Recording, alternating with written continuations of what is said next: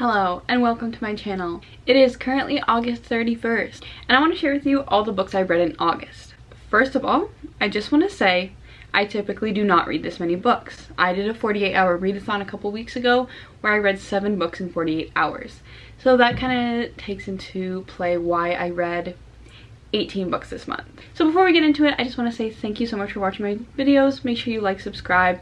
I'm going to be posting regular college and book videos like vlogs, recommendation videos, and these monthly reading wrap-ups. Just make sure you like and subscribe for more. To start off this video, I'm going to talk about all the Christina Lauren books I read this month because I think there were 3 of them. So, first book I'm going to talk about is My Favorite Half Night Stands by Christina Lauren.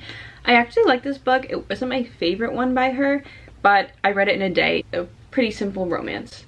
So it's basically about this girl named Millie, and she's a professor of criminology, and she has 4 male best friends who are also professors at this school. She only hangs out with the guys. She's not a pick-me girl, it's just she has these guy friends. So one of her guy best friends is named Reed, who she has this platonic relationship with him. She's closer with Reed than she is with the other guys, but one drunken night they have a moment, they do a little few things, and they decide like, nah, we're just friends. Then they all have this event they have to go to and they all need dates. So they all sign up for online dating profiles because they're all single. It's not really going well. So Millie makes an alternate account under her middle name and she uses like a profile picture that nobody recognizes, and she matches 98% with Reed, her best friend. So she thought as a joke she would just kind of like message him and she would use an inside joke so that he would know it was her, but he doesn't catch on right away, and they keep this going where he's messaging her, she's messaging him, they kind of like each other, but Reed doesn't know this is Millie. He thinks this is a totally different girl. And the story kind of goes along like that. Obviously, when he finds out that it was her, things don't go too well, but it is a cheesy romance, so you know how it ends. The next book I read was The Honey Don't List by Christina Lauren. It's probably my least favorite Christina Lauren book. I liked the beginning and then it kind of just faltered towards the end. It's about this girl named Carrie who works for Melissa and Rusty Tripp, and they're like home renovating like TV personalities. The Tripps are on this whole book thing. They published a book about marriage. Funny enough, Melissa and Rusty are in a really bad place in their marriage, and despite having this literal book on marriage they are promoting here, their marriage is falling apart because Rusty is having an affair and Melissa is a control freak. They have to pretend to still be in love.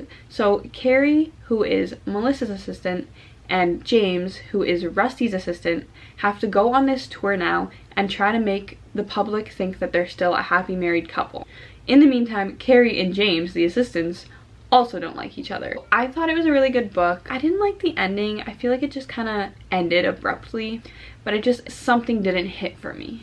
The last Christina Lauren book I read this month was Josh and Hazel's Guide to Not Dating. First of all, I'm going to say the character of Hazel is probably one of my all-time favorite book characters. She is like this burst of energy, and reading the book I could feel her energy. It was amazing. But basically this story is about a girl named Hazel, and she's in college and she kind of does something embarrassing. She ends up naked in front of this guy named Josh who is her TA. Fast forward, she's now an elementary school teacher, and her best friend Emily is actually brothers with Josh, the TA from school. Hazel declares that they're best friends right away, and Josh is kind of timid, like, what is this girl doing saying we're best friends all of a sudden? But he kind of goes along with it. He has no one else at this moment, so they kind of become best friends. And they do this thing where they go on double dates, where Hazel sets up Josh and Josh sets up Hazel, and they go on double dates. But every single double date ends up with Josh and Hazel going home together, sitting on the couch eating pizza, laughing about how horrible their dates are. So eventually one drunken night, the 2 of them, you know, do some stuff, and it kind of alters their friendship, even though they say that they won't have it altered.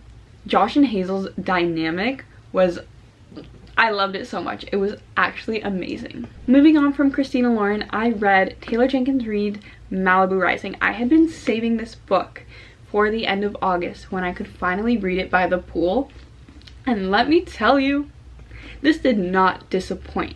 It is about a girl named Nina Riva who lives in 80s Malibu and all her siblings' lives and kind of what they're going through, but it does flashbacks to the 50s about their parents, Mick Riva, and then her mother.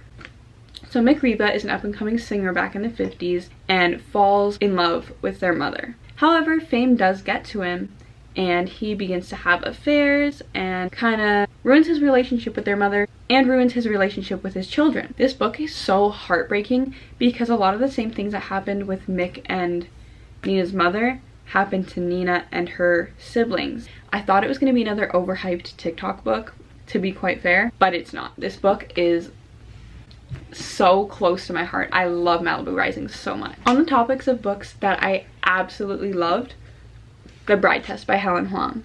This is the second book to The Kiss Quotient, and let me just say The Kiss Quotient was like one of my all-time favorite books. This book did not disappoint. I don't know which one I like better now. So this book is about a guy named Kai, who is Michael from The Kiss Quotient's cousin. So Kai has Asperger's, a type of autism, and he believes he's unable to feel the emotion of love. So he is always single. However, his mother does not like this and goes to Vietnam to find him a bride. She comes back with this girl named Esme, and Esme is a single mother. She doesn't tell anybody that she has a daughter though. And so she goes to live with Kai and be his fiance. Obviously, Kai does not like that. He doesn't want a girlfriend, and his mom is like, this is your fiance now. Esme is one of my favorite book characters also, just because she's so funny and she's so cute at the same time. This book had me laughing out loud. Like, I have never laughed so much at a book. I cried at the end of this book. I laughed through the middle of this book. There's some spicy scenes, obviously. If you haven't read The Kiss Quotient, please do. Please read The Bride Test. It is so freaking good. The next book I want to talk about is slightly different, but it's The Marrow, Thieves. And a lot of people have not heard of this book, which is insane to me because it's one of the best books I've ever read. It's a dystopian, so it's set in the future after what's called the water wars. So basically, climate change kind of ruined the world, and America kind of came for Canada's water supply, and people are kind of getting depressed. All of a sudden, people realize, hey, I'm not dreaming. Where are my dreams? Everyone has suddenly lost the ability to dream. However, the Indigenous people of Canada, they can still dream. Once people discover this, they kind of go on a rampage and they build residential schools, kind of like the old residential school system, where they put the Indigenous people in and they take their bone marrow, which is where their dreams are stored. So that's the backstory of all of this. This is explained literally at the beginning of the book. Anyway, this follows Frenchie, who is a 16-year-old boy who lost his mother, father, and brother while he was running away. He meets up with this group of 10 people, and they kind of become a family. They live in the woods, they're on the run, and the world is literally corrupt. It's kind of like The Walking Dead, where all the characters are kind of just running through the woods amok, trying to find shelter, trying to survive. So Frenchie and this whole group, it kind of goes through their backstories of each person in the group, how they got there, what happened to them. The end is completely shocking. But if you like dystopian novels like that, read this. And it's only like 200 pages. It is a short read, but it's amazing. The next book I read was Writers and Lovers by Lily King. I didn't like it. I wanted to love it. I've seen good things about it, but I just didn't like it. So it follows Casey Peabody. Her mother has just passed away, and she's trying to write a book. She's been trying to write a book for 6 years. All of her writer friends have given up on their writing dreams and settled for practical jobs, where Casey does not want that. She wants to write a book. And eventually she's stuck between two men. There's this man who has 2 children. He's a writer as well, and she absolutely loves him. And then there's another man who's kind of a little bit more out there, and he kind of just disappears before their first date. I just couldn't get attached to any characters, and when that happens, the book is just done for me. I just couldn't get into it. I really wish I could. Not to be a downer again, but the wedding date, I did not like, surprisingly. This book is about a girl named Alexa Monroe. She meets this guy in a hotel elevator while she's visiting her sister. And he literally announces like, hey, I have a wedding I have to go to. Want to be my fake date? And his name is Drew. And they agree and they go on this like fake wedding date. And it's not instant love, but at the wedding they kind of develop feelings for each other, and then they hook up after the wedding. He delays his flight so he can be with her, and they spend weekends together because they live in 2 different parts of California, so they each have to fly to and from to go visit each other.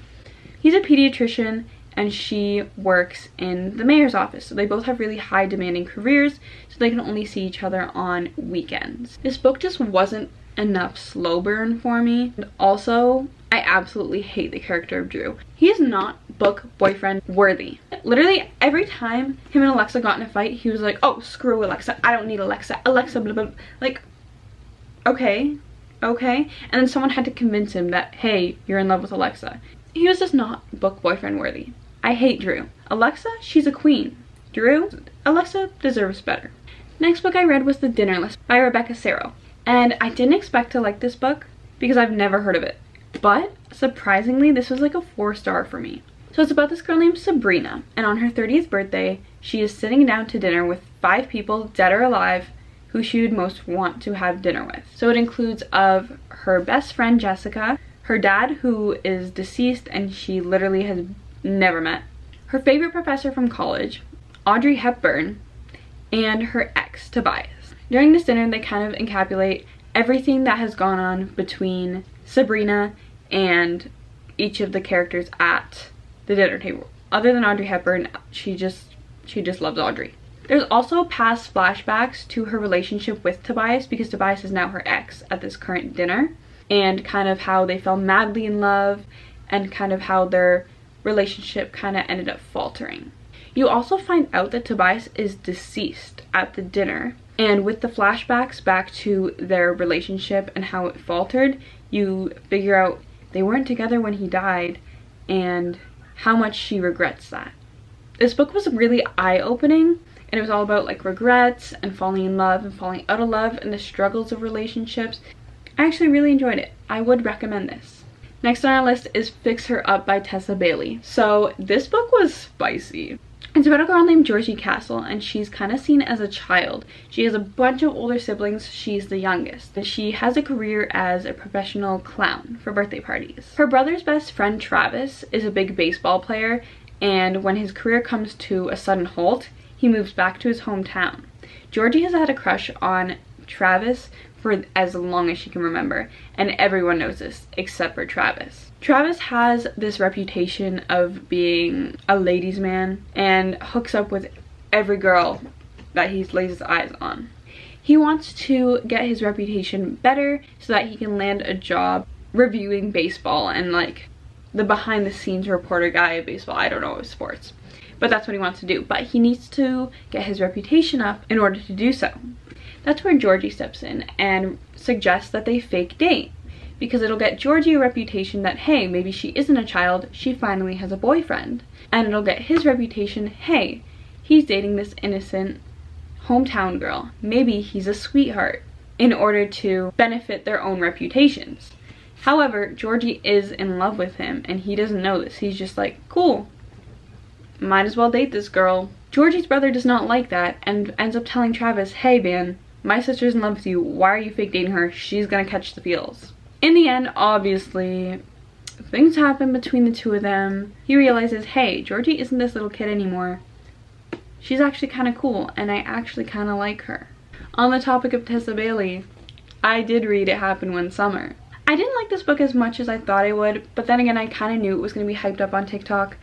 It's about this girl named Piper who's like an LA Hollywood queen, and she has this crazy party in a hotel where she breaks in, invites like 200-300 people, and gets arrested. She ends up in jail for the night. Her stepdad does not like this and ends up sending her to this fishing town, I think in Washington, where she's going to be living for the summer. She's going to be staying in the apartment above a bar that her biological dad owned, but he was a crab fisher and he ended up dying at sea when she was a kid. She ends up in this fishing town where she meets Brendan, a really grumpy guy. Brendan does not like her from the get-go, thinks she's uptight, rich girl vibes, you know? However, pretty quickly he realizes, hey, Piper's not really like that, and he starts being kind of sweet to her. They develop this relationship. However, Brendan is also a crab fisher, which is a dangerous job, and he goes out to sea a lot. Within the book, Piper obviously changes. She becomes more of a hometown, small town girl, kind of leaves the frivolous things behind for Brendan. Her character development was just amazing. She changed so much in this book. Brendan and Piper's relationship is cute, but they also have a lot of spicy scenes. I'm not going to spoil it, but the hospital scene. the boat scene. I also read books that I don't think anyone on TikTok has seen before. It's by the author Emily Giffin. I love her. She's a little bit more mature in the sense that her books are always about marriage and the struggles of marriage. So The Lies That Bind takes place September 2001, so 9/11 time. I think her name is Cecily. Cecily is a girl who just broke up with her boyfriend. She's all sad and she goes out to a bar where she meets Grant.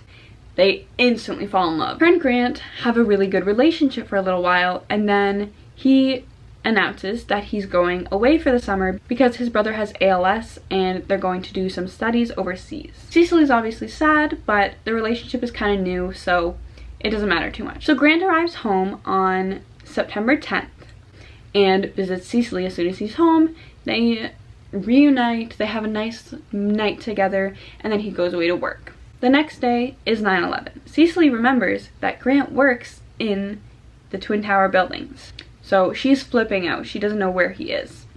They go to a vigil that night, Cecily and her friend. They see a poster with Grant's face on it saying, "If you see him, please report to this phone number." So she calls that phone number and it's a woman on the other end. It's Grant's wife. She didn't know he was married. She flips out. She doesn't know what to do. She loved him. She thought they were soulmates. But she decides, because she's a reporter, she's gonna call this number, say, "Hey, I'm doing a story on 9/11 about missing partners. Would you like to be interviewed?" The wife says yes. Cecily and the wife actually end up becoming really close, but she never says, "Hey, I had an affair with your husband." They just become friends because she's a reporter who did a story on him. This book is a roller coaster. Cecily ends up getting back together with her boyfriend Matthew, who she broke up with in the beginning of the book. They get engaged, everything's good, and then they discover this big secret that changes everything. Recapping this book, I remember it being really good. It just had a lot of tropes I didn't like insta-love and accidental pregnancy. Overall, this is a good book. Next book, same author, Emily Giffin, Love the One You're With. This book was, I don't know if I like it better than The Lies That Bind, but this book also deals with marriage. So basically, this book is about Ellen and Andy, and they have a perfect marriage. They're newlyweds, they live in New York, they love their lives. However, one day, Ellen runs into her ex-boyfriend, Leo. And her and Leo had a relationship that was fireworks, like one of those heart-racing, I'm so in love with you relationships. It just ended abruptly once. She was heartbroken for so long. After she runs in with Leo, she starts thinking these things like, oh my gosh, is my marriage with Andy too boring? I'm not as in love as I was with Leo. And she starts questioning everything. She ends up taking a job that Leo offers her because she's a photographer, and Leo says that he has this opportunity for Ellen to photograph one of her favorite singers, Drake. So she's like, oh my god, yes. So she flies to LA to photograph Drake. And she finds out that Leo's actually the one writing the article on Drake, so they have to work together. She feels odd hiding this from Andy, but she says no harm, it's just work. However, they do take their flight home together, catch up, and she realizes, hey, she might still be in love with Leo. She hides this from Andy. The relationship between her and Andy start falling apart, and everything starts crumbling. It's a love triangle. She doesn't know if her marriage is worth saving, if the relationship with Leo is worth saving. She just is so conflicted. I love this book because I like seeing characters struggle. I like seeing characters have options.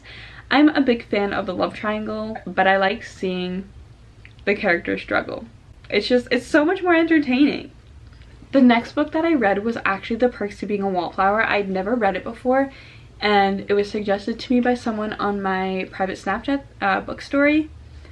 Oh my gosh, 5 out of 5 stars. It was so good, and I watched the movie after reading it, and it was so good too. It made me cry. Anyway, this book is about a boy named Charlie, and he's entering high school. It's a coming of age book.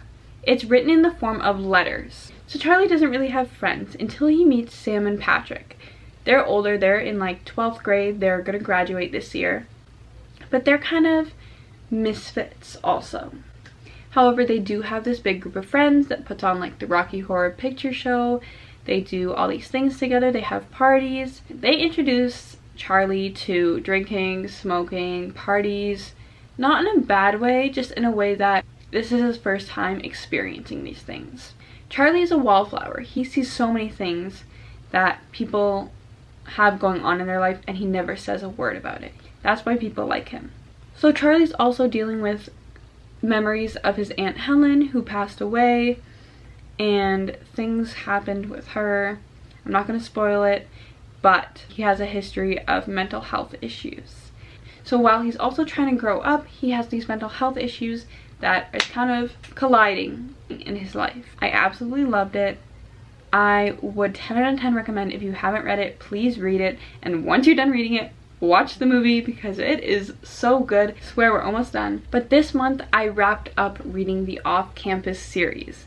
I read The Deal, the first book in the Off-Campus series, maybe 3-4 months ago, and it was good. I really liked Garrett and Hannah's story, but it just didn't hit the mark for me where I was like, dang, I gotta read the next one now.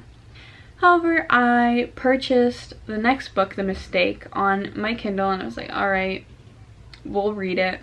It was so good. I'm going to quickly go through what I liked about each of the books because I'm pretty sure most of you have read the Off-Campus series already. The Mistake was the relationship between Grace and Logan. I think Grace is my favorite off-campus girl. She's so cute and humorous, and I relate to her so much. I didn't really like Logan. I liked him more in the other books that preceded his book, the second book, than I liked him in his own book. The next book, The Score, was Dean and Allie. I still don't like Dean. I still think he's an idiot, but Dean and Allie had the most spicy scenes. That might be why I liked the book. It was really good. I still think I liked The Mistake better than Dean and Allie's book, but it was okay. And then we get to The Goal.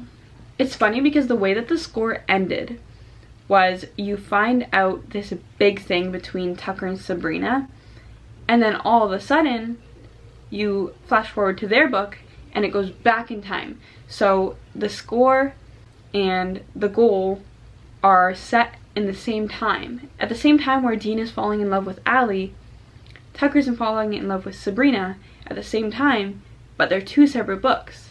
The Goal with Tucker and Sabrina was probably my favorite off-campus book just because it seemed a little bit more grown up, but I still think Grace is my favorite off-campus girl and Tucker is my favorite off-campus boy. Moving on to the final book, my current read, The Happily Ever After Playlist by Abby Jimenez. This is the second book to her The Friend Zone. It's like a trilogy, but it's not. They're just companion novels. So the first book is The Friend Zone, followed by The Happily Ever After Playlist, followed by Life's Too Short. So this book, not to spoil The Friend Zone, but this is kind of a bit of a spoiler. If you haven't read The Friend Zone and you don't want to spoil the shocking ending, don't watch this part. At the end of the last book, The Friend Zone, Sloane Monroe's fiance dies in a motorcycle accident. 2 years after his death, this is Sloane's story. So Sloane is kind of depressed. She hasn't done anything she loved. She hasn't painted. She hasn't cooked since his death. She's driving down the street one day and a dog literally jumps through her sunroof. He has tags. He has a phone number. His name is Tucker. She takes him home. She tries to call the owner, but the owner doesn't answer for 2 weeks. The owner, Jason, is actually in Australia because he is a big indie rock artist. So Sloane finally contacts Jason. Jason's like, oh my god, thank you for saving my dog Tucker. Clearly the person I gave him to was not watching him. I'm so sorry. I'll pay for everything. She's like, yeah, you better pay for everything. But then they get flirty on the phone and they agree to have a date when he gets back from Australia. And so they do, and it goes really well. And that is where I am in this story. I don't know how it ends yet. I thought this book is so amazing. I'm probably going to finish it as soon as I finish filming this video. But it is so freaking good. I think that is it for my monthly wrap-up video. That is all 18 books that I read this month. I promise you the next one will be shorter. Thank you so much for watching.